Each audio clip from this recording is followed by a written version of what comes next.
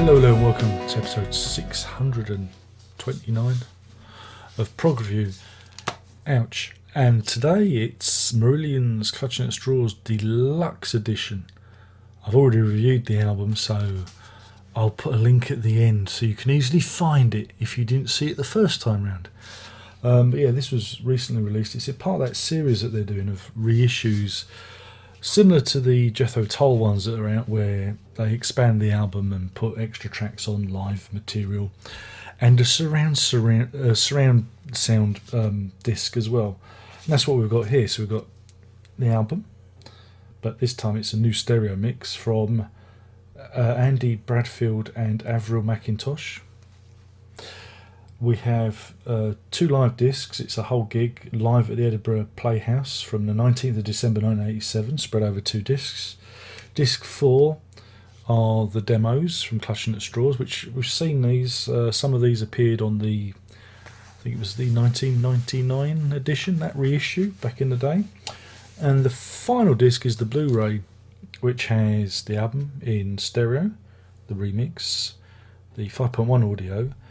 There's also a documentary called The Final Straw, where the band sit around discussing it. You get the promo videos for Incommunicado, Sugar Mice, Warm Wet Circles, the original album mix from '87, and there's some extra tracks from the 1999 remaster Incommunicado alternative version, Tucson and Going Under.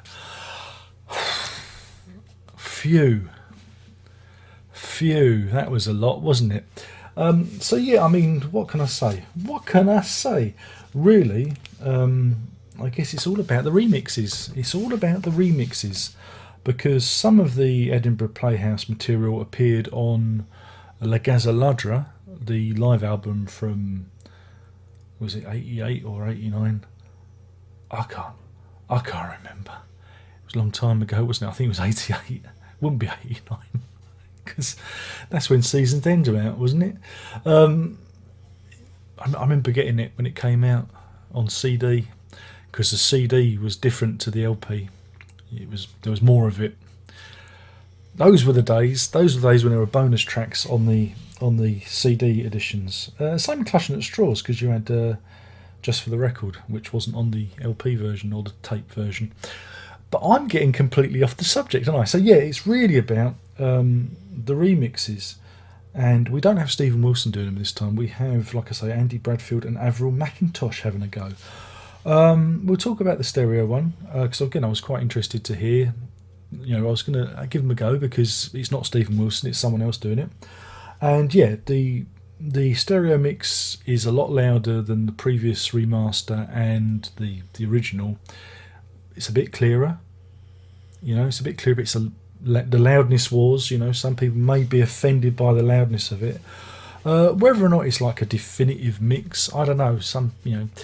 There's not a lot in it, You know what I'm saying? It's pretty steady. It's like they've wiped the grime off of it, because not that there was a lot of grime, but you know what I'm saying. In the old days, we had EQ. Do you remember we used to have EQ on your hi-fi, and you could boost the treble, take down the bass, and tailor the sound to your specifications. Now we have people remixing albums. So yeah, it's all right. But again, the stereo remix is always a byproduct of the 5.1 surround mix. It's never they never start off with the stereo. It tends to be the 5.1 that comes first. Well, according to Mr. Wilson, anyway. Who knows? These guys may have did it the other way around. I digress. We have 2 CDs live at the Edinburgh Playhouse. I really enjoyed listening to these, because again, it was a bit like listening to La Ladra, but expanded. And there was some old stuff on there, like Assassin, Incubus, and Fugazi. And yeah, I really enjoyed listening to Fugazi live. And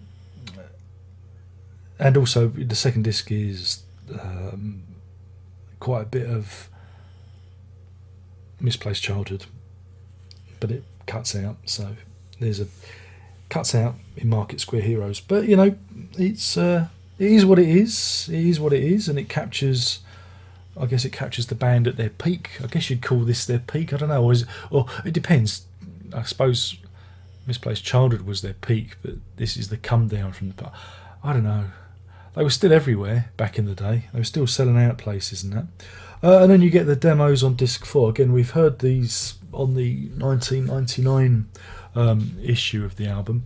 There's nothing new. But I mean, they haven't tweaked the sound of those demos. They still sound roughly the same. You know, they're rough demos.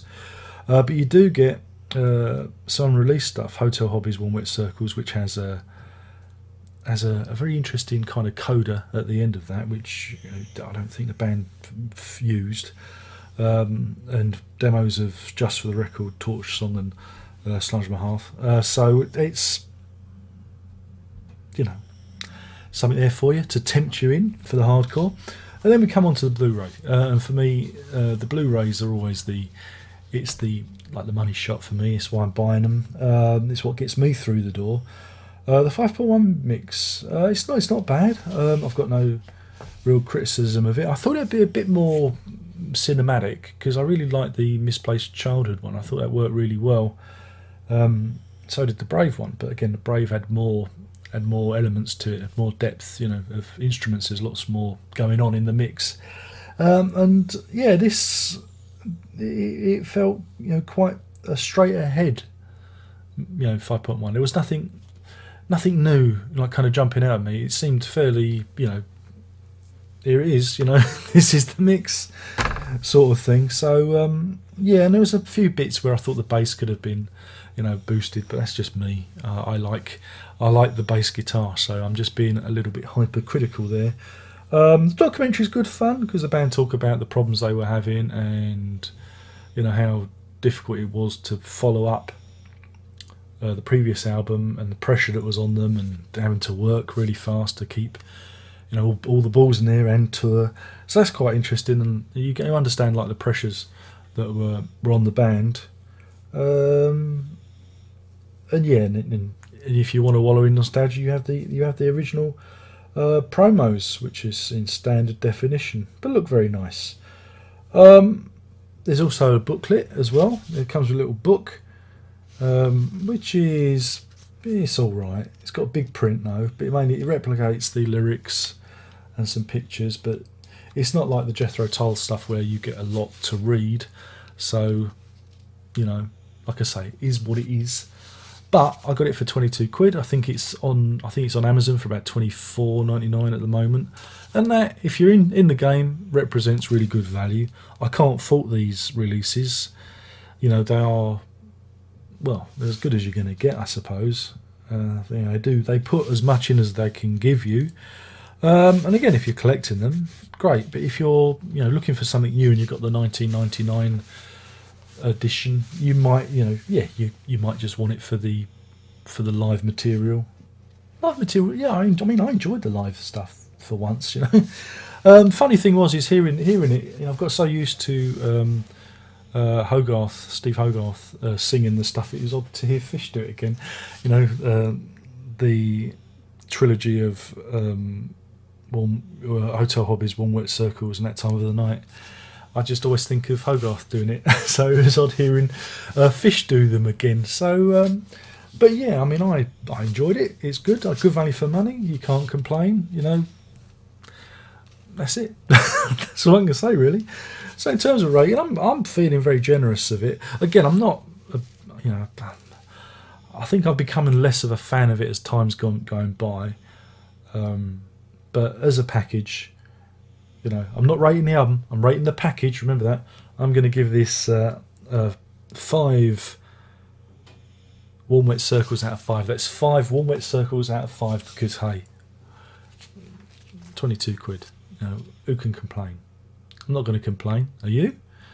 And with that, there's only one more thing left to say, and I've been Darren Locke, and I've been talking about the deluxe edition of Clutching at Straws by Marillion. Thanks for watching. Don't forget to subscribe, like this video, blah blah blah.